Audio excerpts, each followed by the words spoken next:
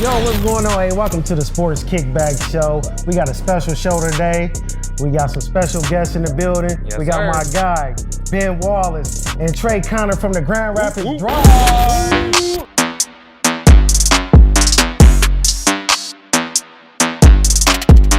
Let's get it. What's going on, fellas? How y'all doing, man? Y'all all right? How was that drive, man? I know it's the winter time, man, getting through here in Michigan. Smooth, man. Quick little trip from Grand Rapids, Kalamazoo. Okay, that's what's up, man. Yeah. So the Grand Rapids Drive, man. So yeah, you are owner of the G League team, Grand Rapids Drive, and you're the vice president, right? Yep. Okay. That's dope. So how long have you guys been involved in G League? Well, I've been involved about 2.5 years. Yeah, 2014 since we started the drive. Okay, that's sweet. So you like a vet, huh? Yeah, I'm an OG. So how did you and Ben link? How did you guys come together to put this together? Yeah, so 2014, I started with the drive. I had a friend of mine, Steve Jabara, who reached out to me at the time to really trying to get it off the ground. And I let Ben talk about it a little bit with his experience, but him and Steve had conversations about, what do you think, 2017? Yeah. 2017 and talks of that to get Ben involved. And, I think from there, what I'm saying, once we got him involved, the accreditation, the love for the team and the love for the G League just grew. So I let Ben talk about how he got in though. Yeah, I mean, it was a different situation. I was retired, after playing NBA for 16 years. I was making that transition where every professional athlete, dread, trying to find that next great thing in your life, that next challenge in your life. And, after like 4 years of just sitting at home, sitting idle, I knew I had to do something. So I started making a couple phone calls, reaching out to a couple of people. And me and Steve, came in contact with each other and he asked me about, coming up and maybe being a part of the team. So came up, did the interview, everything went well. So, I went back home and, playing a waiting game, just waiting. And then he called me back and was like, let's do a Ben Wallace night and see how it goes. And, I came up, we walked up into the arena and, they sold the arena out and he was like, well, all right, well, you're my guy. Big Ben night. Love right there, mad love. I wish they had a Capri night. I could walk in the building and everybody clap for me. That's dope. Man. So that's sweet, man. So we found out that you got a bobblehead night coming up soon. What date is that? February 28th. February 28th? 29th. 29th. Okay, that's sweet. So you guys are going to be giving out bobbleheads and stuff? I mean, we had a bobblehead night last year and, we had a record crowd up in there. But, this year, it's a little bit different.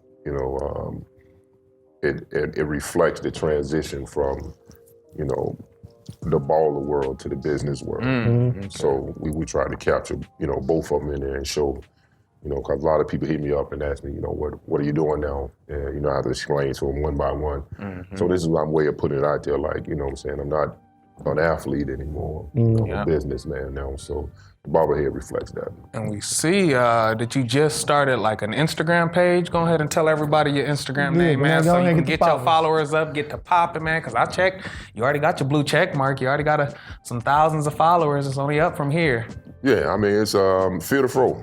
Fear the Fro. Y'all hear that? He from the South, so it's the Fro. Duh Fro. Y'all think damn right. Duh Fro. Goddamn right. Fear the Fro. Follow him. But I actually got the rights to, Fear the Fro. Oh wow. But, somebody already had started and, I was just like, it's a small thing to a giant. Right, exactly, man. They know who the real Fro is. Yeah. The big Fro. It's only one real Fro. Speaking of Fro, can you tell us why you end up growing your fro out? Man, it's a crazy story, man. It started when I was in Washington, and me, Chris Webber, and Darvin Ham, we made a bet. And we was gonna go long without cutting their hair, and so I started growing, and Dale's got to a point. They was like, man, I'm cutting it. I was like, I'm gonna let mine ride now. Wow, so you telling me that the fro started from a bet. Did they ever end up paying you something? Did you get what did? They never gonna pay me. Hey, see, Webb and Darvin Hammond, if y'all watching this, pay my guy. Pay him. An Instagram shot or something. Y'all owe him. He just cut his fro last week, man. Come on, man. Pay him. That's crazy. That's sweet, man. Okay, and then so we found out too, man, you doing motorsports too? Yeah, I mean, once I retired, I went full bore into RC cars. I've been dealing with RC cars, for approximately 20 years now. And once I retired, I just jumped into the circuit, just got out there and started racing these cars, man, just relaxing and enjoying myself. That's what's up. And where can they check out this motorsport stuff? Because I know I looked online, man, and y'all had the big old, looked like a real racetrack, man, like the NASCAR 500? That's what it almost looked like. I'm small. I thought I could hop in one of those cars or something, man, take off. I'm big, so I can't pop up in there. You bigger than most people, but that's okay. All right, it's cool. All right. Yeah, no, we race everywhere, Florida, Nebraska, Texas, Ohio, California, we be all over the place, China, Japan, Thailand, Venezuela. Wow. So I mean, it's a world circuit, a lot of people don't know a lot about it or don't know anything about it. So, I sort of took on the ambassador role of RC cars, to try to promote it, to get it out there, bring a little more awareness to it, because it's something that everybody can do. There's no prejudice in it, you know what I mean? You can pick up your first remote control car and you can still go out there and race with the pros. You can be up there with a lawyer, a doctor, a former athlete. You know what I'm saying? You just go out there, man, and when you go out there, people don't bother you. If you go out there, they know you about them RC cars, you ain't about nothing else. You know what I mean? So it's just a great atmosphere. The cars, they fun, they fast, they safe and affordable. And how fast would you say those cars go? Top speed probably like 85 miles an hour. That's fast. Is it really affordable though? It's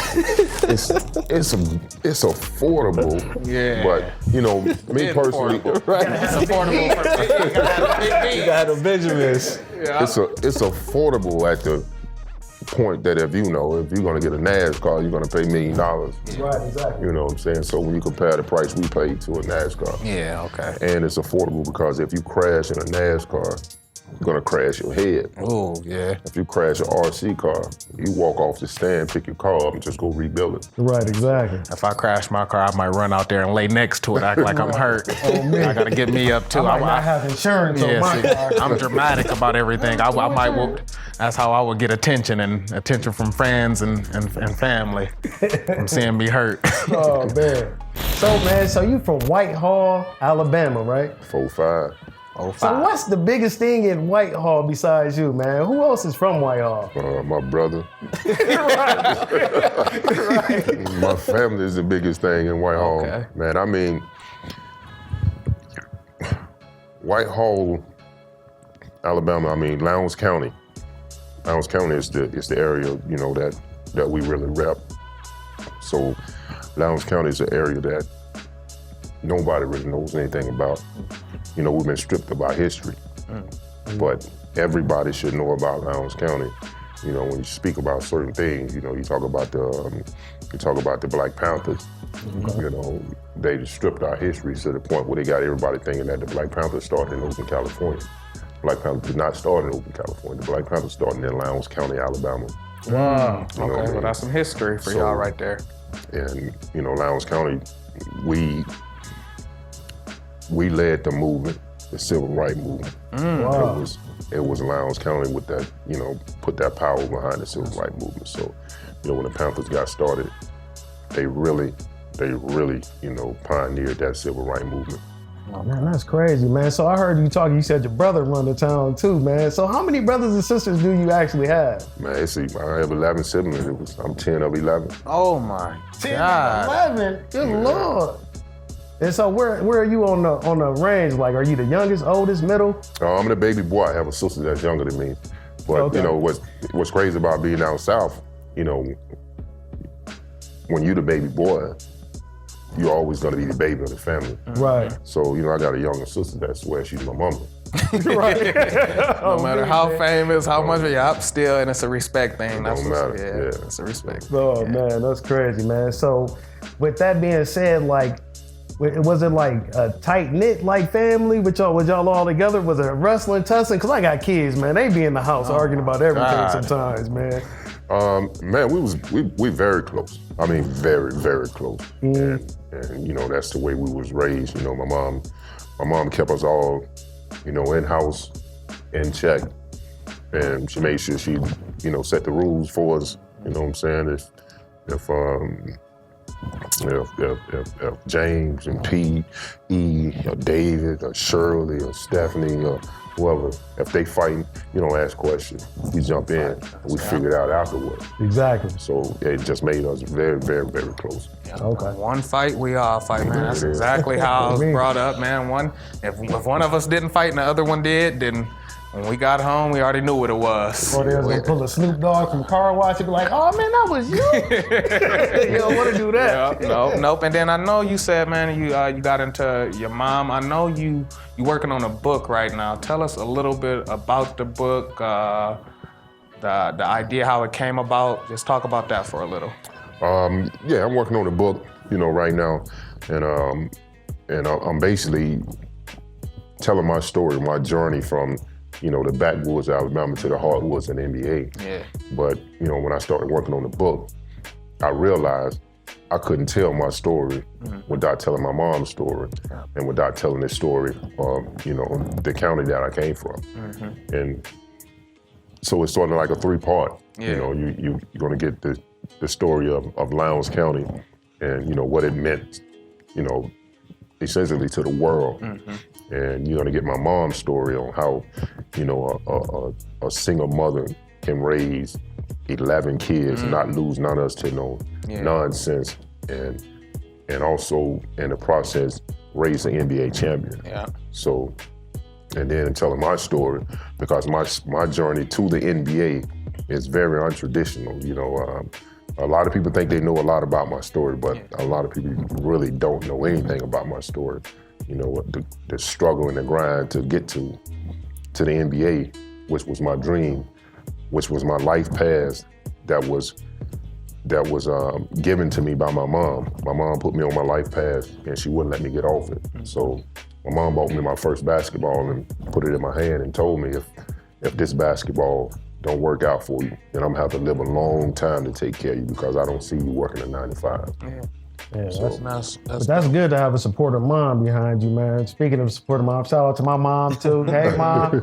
Hey, mom, doing get this me on right camera now. so y'all can have me on record too saying, hey, mom. And that way she don't feel left out, man. And that's what, I'm glad you got into that, man, because like you said, a lot of people don't know. You got it out the mud. You started from, like you said, nothing really with 11 brothers and sisters, with just your mom, man. And we know that you went to a community college. Then I know, Mr. Man, you know a lot more about that than What community college was it? I went to Calhoun Community College in Cleveland, Ohio. Okay. Yeah. Cleveland. Okay. Yeah. So then after you left Cleveland, Ohio, then you end up going to an NAIA school, right? CIA, yeah. CIAA. CIAA. Okay, right. Okay. Division II? Division II. Yeah, Division II, all-black school, a religious, private Baptist school. Okay. So was it rough on campus? Was it like you couldn't shy off and do nothing? It was on you, huh? No, it wasn't. It was a party school, but the only thing is that, they would host parties or whatever, but it was only for the family. Yeah. It was only for us. So people off campus, if you wasn't enrolled in school, you wasn't gonna be able to get into these parties. So they made sure they kept it, small, compact, and made sure they can keep out on everybody. Okay. So like, how was the people on campus? Did they treat you like, hey, Big Ben going to the league, Big Ben, the big block? No, on campus, man, I was just. No, yeah, they did. I was about to say. Nah, but I mean, our campus was very small. Okay. And everybody knew everybody, and you know what I'm saying. So if you had some type of problem going on, let's say you had a family member that was sick, the entire campus know. So the entire camp consoled you and, made sure you was good and doing what you need to do. So I mean, it worked out. But that was one of the things that I was looking for. I didn't want to go to a huge university and get lost in the numbers. Right. Being at Virginia Union, if you need to see a professor after class or whatever, or before class, you can get to him. So it worked out for me. Okay, that's sweet, man. So then after you left Virginia Union, you end up going undrafted. Everybody was hyping you up like, man, you about to get drafted, man. You went undrafted, but you didn't quit. So tell me the next step that you went to after you didn't get drafted. After I did get drafted, man, it was one of those things where a lot of people thought that maybe I would get drafted, but I really didn't think that I was going to get drafted. So I already had started preparing and working out, and training, hoping that I was get a call to come work out for a team. So the first call I got was, from Boston, the Boston Celtics. And I went to try out for the Celtics, they tried to play me at the 2-3. It was basically, I walk in the gym, they look at my size, and was like, oh, he's 2-3. And I was trying to explain to them that, I'm 4'5". Right. I'm saying I'm a center, and they told me I was too small to play center in this league. So after the summer league, they ended up cutting me, and I ended up going to Italy. I was in Italy for about a month and a half, and I was in Italy, even though I was playing, and starred, and was producing, but they wasn't paying me. So now it's like, hold up, I'm in a situation. So I called home and talked to one of my homeboys, and he broke it down for me and sort of put me back on my path. It was like, you might not be getting paid money. He said, but if you come back to the States, you're still gonna be working out every day and trying to get it on your own. He said, while you're there, I might not be paying you money, but you got room and board, you got meals, you got a ride, and you playing the game. So whatever the next call comes, you'll be ready and prepared for it. So, just like he said, Washington called. Wes Unseld, right? Wes Unseld, called, and I turned him down the first time, and the first time the scout called, and then the second time Wes Unseld called, was like, what are you doing? Like, I was like, Wes, I don't want to come back to be a practice dummy. I said, I'm a power forward, center, I'm not a 2 or a 3. And he was like, I don't know what idiot had you at the 2 or 3. He was like, you can't dribble, you can't shoot, you can't pass, you can't do all those things. So Wes just was on you. But the thing about Wes though, he was an undersized big man, so he looked at you like, wait, he is a 4 and a 5. You know what I mean? So he believed in you. He understood. Yeah. Mm-hmm. At that time, all I was looking for was opportunity. Mm-hmm. And he spelled my role out. And he defined my role and what I need to do. So he gave me a lot of direction. Okay. For when it came to playing in the NBA, it's not just basketball; it's a job. And he told me what my job was. Rebound, defend, and knock some people on the ass if they come through the lane. That's exactly what you did. So I was like, oh, your man. You did that. A lot of people. So you played there for 3 years, and then you end up getting traded to Orlando? Orlando. Okay, how was it there? Like, name some teammates that you played with in Orlando, man. You probably wouldn't know, but I'm a big fan. Guy. So I get traded to Orlando. And I show up in Orlando, of course, the Shaq gone, Penny gone, D. Scott and all the other guys, they gone. So when I show up, my teammates was Darryl Armstrong, Bo Outlaw, Mike Doliak, Pat Garrity, so it was crazy. Ron Mercer was on that team, so you might know Ron Mercer. Yeah, I know Ron Mercer. I know everybody you name. But the crazy thing was, when I got there, it was Doc Rivers' rookie year coaching. It's his first year. Wow. And, he spelled it out like, hey, we rebuilding. Nobody have a starting spot. Nobody have guaranteed minutes. I'm gonna roll the balls out and may the best man win. So that was my calling to say, that I'm gonna be starting on this team. Okay, I heard that, man. So, and then, all right, so you got comfortable in Orlando. Then a trade happened, a big trade with Grant Hill and you. So people thinking like, who is Ben Wallace compared to Grant Hill? You know, Grant Hill was on a streak of MVP and everything. Right, it was a superstar. Right, exactly. So they had to believe in something. So what was the first thing that the Detroit Pistons, when they brought you in, what kind of talks did they have to you about everything getting traded to them? I mean, it was crazy because when the trade happened, you know, they said, you know, all the reporters and everybody said that that it was the most one-sided trade in NBA history. Oh, wow. The most one-sided trade in NBA history. Wow.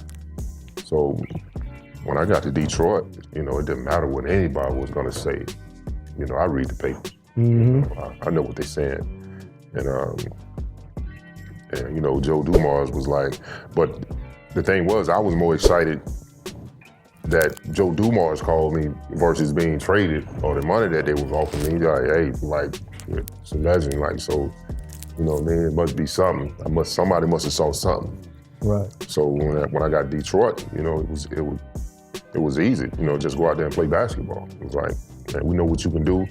Just go out there and play your game. Just relax and play your game. And, you know, the fans didn't know anything about me, so there wasn't no added pressure, you know, to go out there and, you know, be a superstar. All you gotta do is just go out there and play.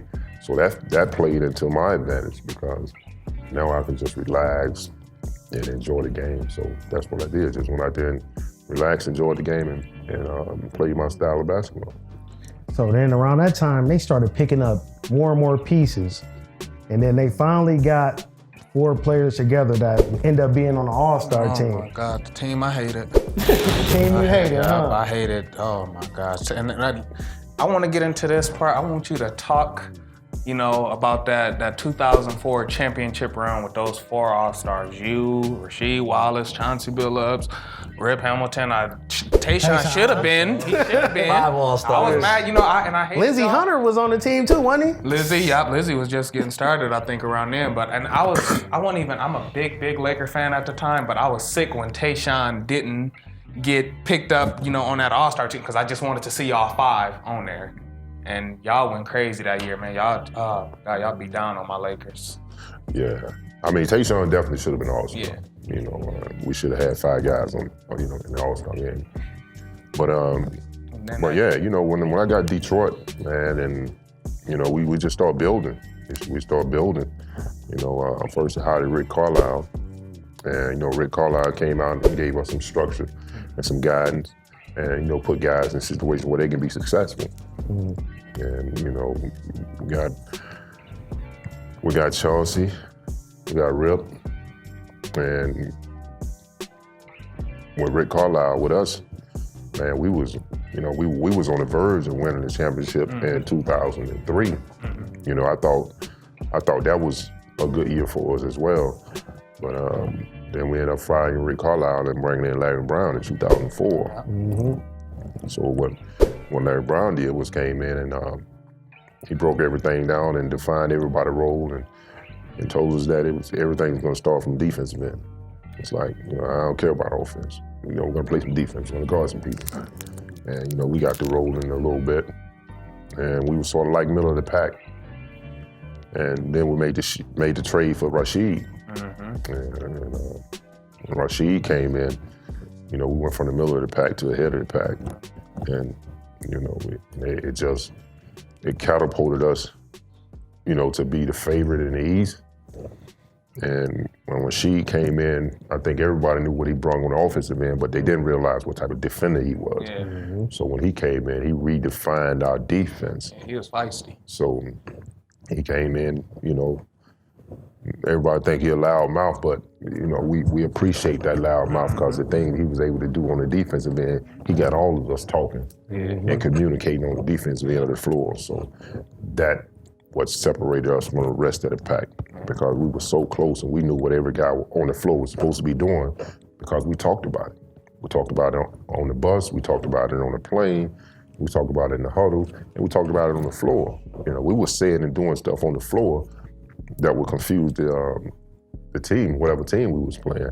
Like we would call their plays out, And we would tell them to switch, and they would do it. That's because we was talking and communicating with each other. So, and then when we went on that run, went on a 7-game stretch where we was holding teams under 70 points. That's crazy. It was like, this chip is up. This ours. Yeah. You know what I'm saying? It's ours to lose.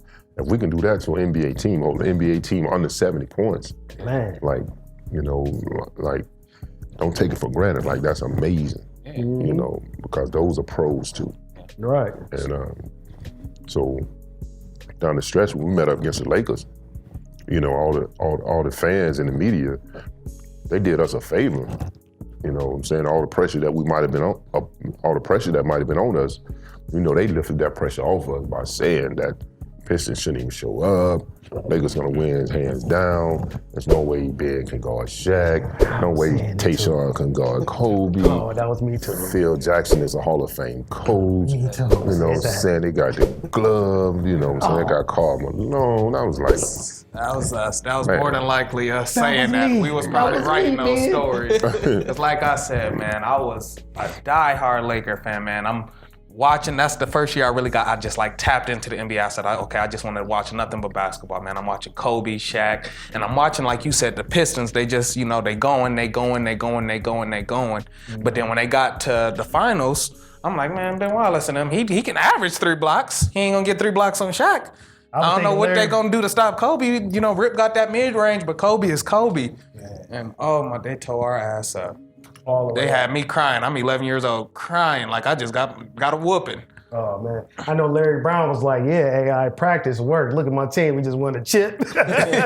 So, and then a quick question I want to ask. I wanted to like, who did between Shaq and Kobe? Who did you guys plan for? I know y'all planned for the whole team, but like, who was more of y'all focused between Shaq and Kobe during just talks in that locker room? Neither one of them. Neither one of them? Neither one of them. Okay. Like, I was the best. I was the defensive player of the year. Yeah. We got the best defender on Shaq. Tayshaun was one of the best defenders, and we got him on Kobe. Chauncey was on the all-defense team, so we can switch Tayshaun and Chauncey on Kobe. Rip had never beat Kobe in his life. Wow, I didn't know that. And they played high school ball together. So that's that chip. He had that chip on his shoulder. You know what I'm saying? And we got Sheed, who's the X factor. Who's gonna guard Rashid? Yeah, I know. That's what it was. Because Carl couldn't keep up. Couldn't at all. Nobody could guard Sheed. So the thing was, we're not gonna make the mistake that every team before us made, and that's trying to game plan for Shaq and game plan for Kobe. Yeah. We're gonna play Shaq straight up. We're gonna play Shaq one-on-one. We're gonna play Kobe one-on-one. Because what that does is, if Shaq get 30, good for you. If Kobe get 30, good for you. Your team still have not scored 70 points. Yeah. Right, that's only 60. That's only 60, baby. So everybody else, the only way those other guys was gonna get off if we double team and they swing that ball and they get them open, open looks. Ain't nobody getting open looks. Everybody gotta earn it. That's what we say, you gotta earn it. Every man guards your yard. So even after, so y'all go up 1-0 in LA, and then after that, game 2, y'all look like y'all about to win that. Then Kobe hits that big shot, sends it into OT, I believe. And then to win that, was there any doubt after that game? Like, okay, maybe we might not be winning this thing, or did y'all still like keep y'all composure in that locker room and know for a fact, like, okay, we still got this, we got a game plan, like, how was that? Game 2, man, after we lost game 2, composure, no, we didn't keep our composure. Doubt, no, it was never any doubt. Okay. We was already celebrating in the locker room. Oh, wow.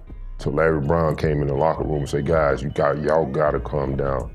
It's like, nah, dog. It's like, they can't beat us. They can't beat us. Yeah. They got to come back to Detroit. Oh. They had to beat us in overtime. That's giving me chills. Say, now you got to come to Detroit. That's giving me They chills. was like, it ain't no chance. Like, we're not coming back to LA. Yeah, like, you bragging now, Mista. And, Yeah, I know. and Larry Brown was like, hey, guys, y'all got to calm down. I've been in this situation before. What? He say, I won the first game when I was in Philly. And then lost the next 4. We stopped for a minute, looked at each other and said, LB, you gotta calm down. It's completely different. You just completely different. It's a team. whole different roster. This a whole different blood. I want y'all to know that's exactly how I felt like from the viewers. Like when I watched it, like I told you before this interview, after game 1, what I seen what they did to us, how they held Kobe, you know, to what Kobe could do. And then when game 2, you know, it took him to hit that big shot. And even that was a big shot, you know. And without that shot, we wouldn't even have won that. They would have got us 4-0. But you gotta notice in game 2, even after they won game 2, they wasn't really that excited about it. No, it wasn't. It was, man, after that game, don't nobody talk. I gotta go upstairs, lay down, do some homework.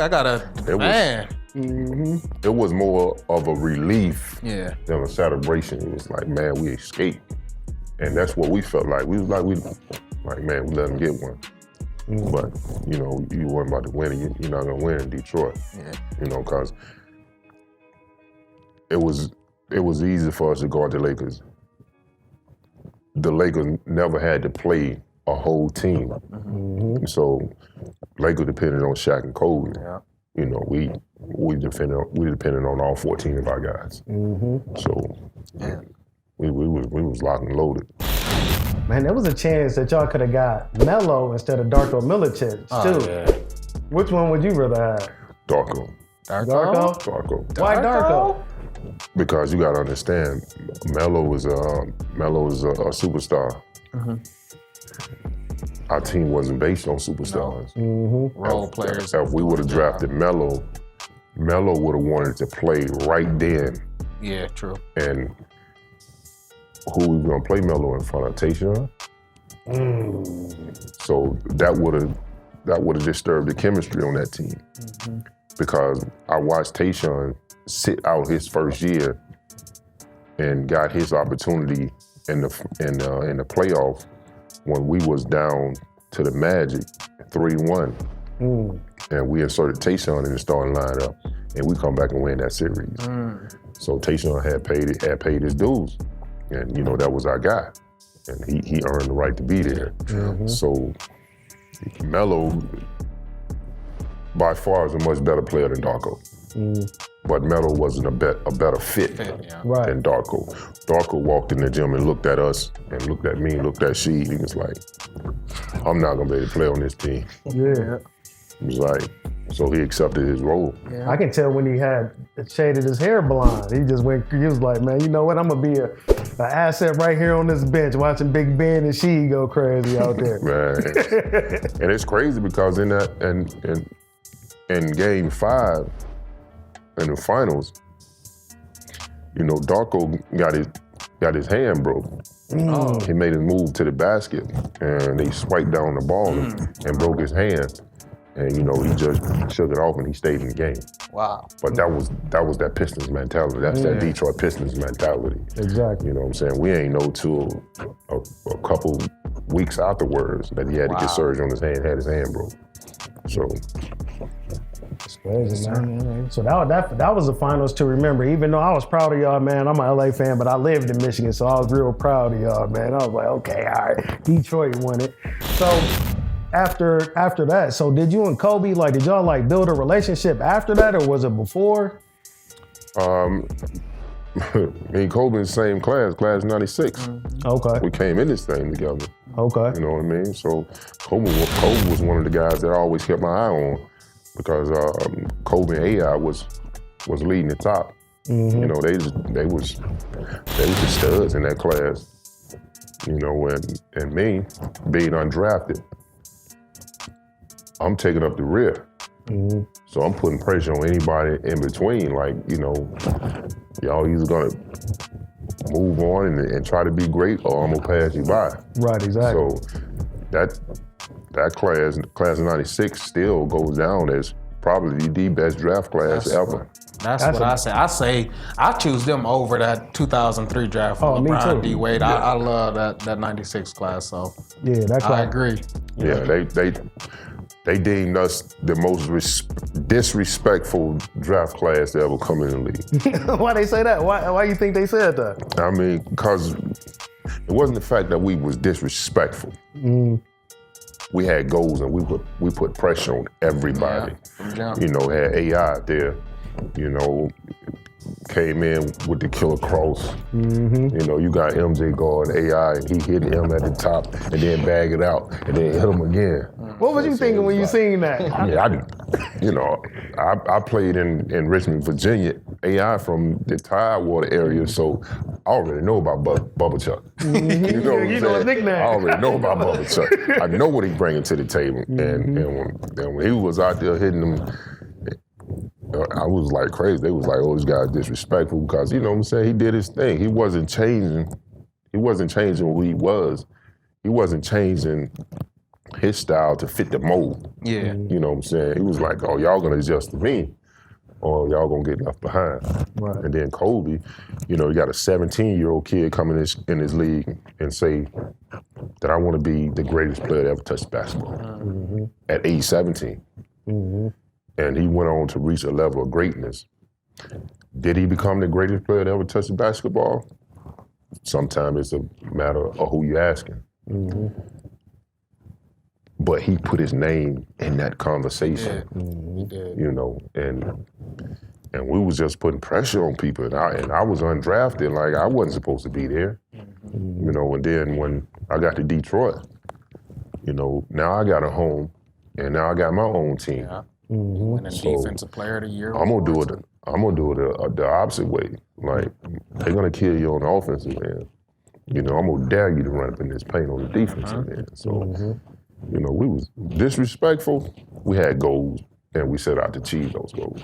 That was Bad Boy 2.0, man. Bad Boys 2.0. That was Bad Boy 2.0, man. I know the G League, like I know that'd be bouncing around up in there, but is it anything like the Pistons, like Auburn Hills? Any brawls? 29. The 29th. I mean, the fans come out and support us here, man. You know what I'm saying? But in Auburn Hill, it was just a different level. It was, you know, even then when we was playing in a small market, we led the league for about 4 straight years in sellouts. Yeah, for sure. You know what I'm saying? We led the league in like jersey sales. Yeah, to be in this small of a market, man. Like it was like our fans was, you know, they was true fanatics. And, you know, they came out. They actually got involved in the games. Yeah, they tried to take Ron Artest out of there. In the game. So what? I always wanted to ask. I couldn't wait till I met Ben Wallace. What the hell was Ron Artest thinking fouling you at the end of the game? Oh man, I mean, this is a question that all of us asked. That everybody that was on that team with the Pistons and everybody on that team with the Pacers, like, oh, dude, what was you thinking? Like, game is over. They got the game in hand, and it was just uncalled for. You know what I'm saying? It was one of those, you know, surreal moments. Like, you know, game is over. Like, why even? You know what I mean? You know, because Steven Jackson was guarding me, and I drove to the basket. He just stopped, and then, you know, Ron Artest came and hit me from behind. I'm like, what is you thinking? Said, don't do it, Ben. I was yelling at the team. Don't do it, Ben. Don't do it, Ben. Don't do it, Ben. I don't think Ron wanted you to do it too, because Ron went to go take a nap. He like, that's Big Ben. He didn't want no problem until a fan had to do something. I remember seeing that, man. That was crazy. So what was the outcome? Was you like scared, like, shit, they about to suspend me or fine me or what? Like, I know you was thinking like, damn. I mean, everybody was thinking that, you know, it was like, you know, we was thinking like shit, this might be it. You know, we might not never play another game in this league. And it's like, And then we hear about Steven Jackson and Ron Artest conversation. You know, so so Ron as Jack, you think we're gonna get in trouble? You think we're gonna get fined? Steven Jackson like, man, we might not never play another game ever again. Man. Like, yeah, are we gonna get in trouble? Are we gonna get fined? Like, man, we probably would never play another game. Like this probably it. Oh man. So, but you know, the league handled it, man, and you know they hand down some tough fines, some tough suspensions, but you know we felt it coming. You know what I'm saying? We had crossed the line. Things had crossed the line. You know what I'm saying? You can't go up in the fans. You can't go up in the stand after the fans. The fans can't come on the floor after the players. We all crossed the line, and we all paid for it. You know, that night cost us a lot of money. Yeah. But it also disrupted the rival between the Pistons and the Pacers. You know, the Pacers, they never recovered from it. You know, we was able to recover and still go on and play in the final, even though we lost to the Spurs, but we was able to recover. They never recovered from it. Yeah. Like Reggie Miller ended up retiring. You know, Ron Artest demanding a trade, and it just broke them up. But what I will say is, we was able to recover because we was that close. You know, they struggle at times because they wasn't always on the same page. We always was on the same page, and we stuck together, and that's what pulled us through it. Yeah, man. I like seeing that, man. But you know, if that would have had it at the park or something, everything would have been all right. Everybody would have seen each other tomorrow. Like, hey, all right, bro, see you at the park tomorrow. But you know, it's NBA, so it's on a bigger scale, man. But just playing with heart all the time, I mean, you got to expect that sometimes. I'm surprised it don't happen more, to be honest. You know what I mean? So that's crazy, man. But yeah, man, back to Kobe too, man. We seen when you did get your number retired with Detroit, Kobe sent you a special video, specifically for you, man. Big Ben Wallace. Just wanted to say congratulations, man, and extremely well-deserved. It's been an honor to compete against you. One of the best defensive players I've ever faced, and one of the best rebounders in the history of the game. And you truly, truly deserve this honor. Please enjoy, and much love to you and your family, my brother. So how did you feel about that? I mean, that's love, that's respect. You know what I'm saying? Like, people look at us sometime and see how we compete on the floor, and you know, they think that we're enemies. We're not enemies, you know, but I want to win.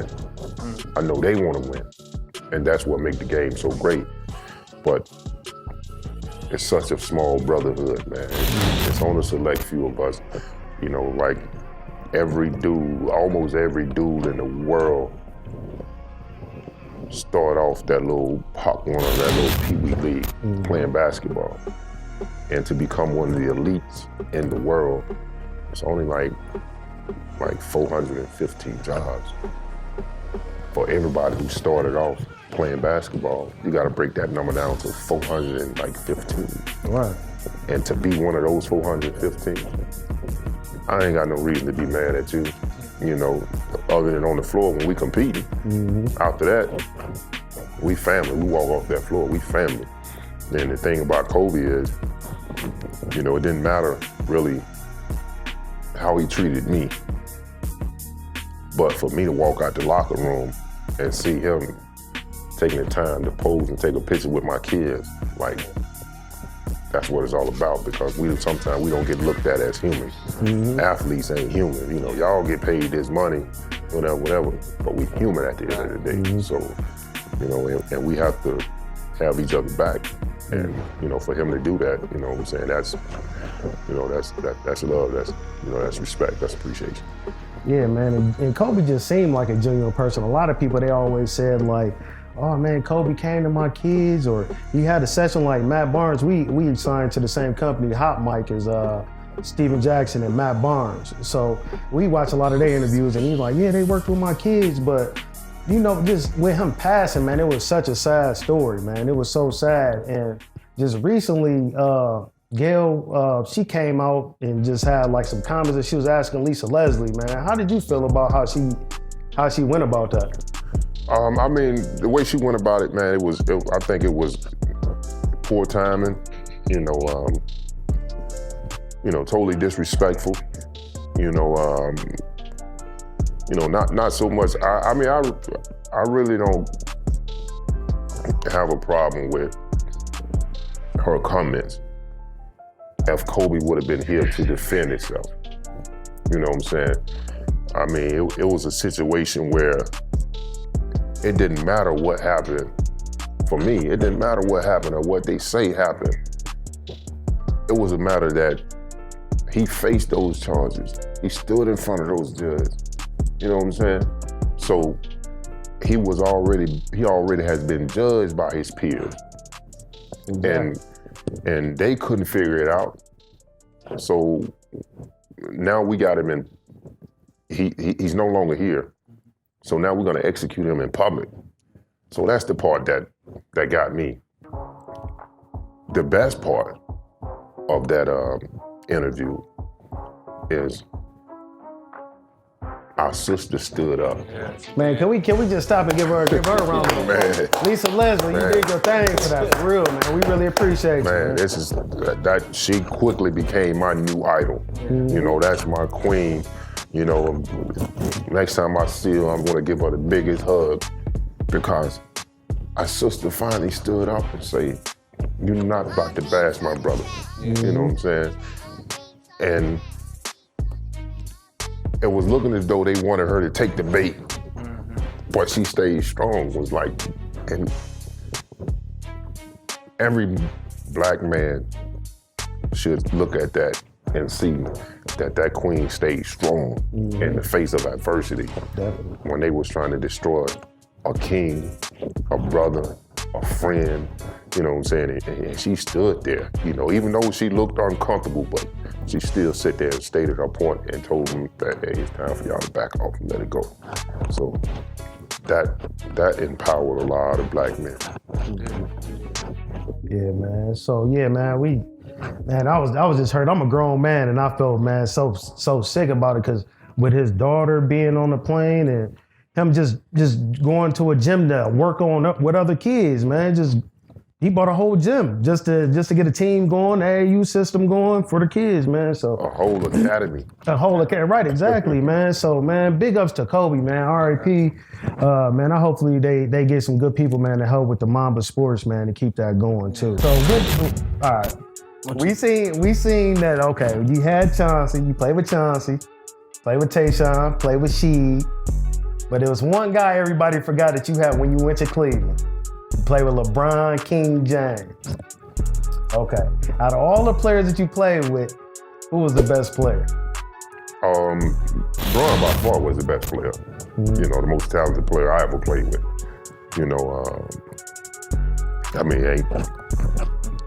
I can't argue that, you know what I'm saying? My B5 guys, we still the best five alive. Mm-hmm. But when you want to separate the pack and say who's the best player individual that you ever played with, that's hands down LeBron James. So did you feel that brotherhood with LeBron that you felt with Chauncey, Rip, Tayshaun and them, or was y'all close outside of basketball, like good friends? The crazy part about it? What I did. Okay. It is a brother. Yeah. That is my brother. That is a good friend of mine. And the thing about Bron is he's like one of the most decent human beings that you ever want to meet. Like the fact that he can go out there and play 40 plus minutes in a game, then go in the family lounge and get on his knees and play Nerf basketball with all the kids in there. Right. So it don't make them like that. You know what I'm saying? That's not an act. On the floor with the cameras on. It can be one thing, but when you go in that family lounge and you get down and rock out with the kids, man, that's a good dude right there. Another quick question I want to sneak in there. a random question. What's your biggest fear?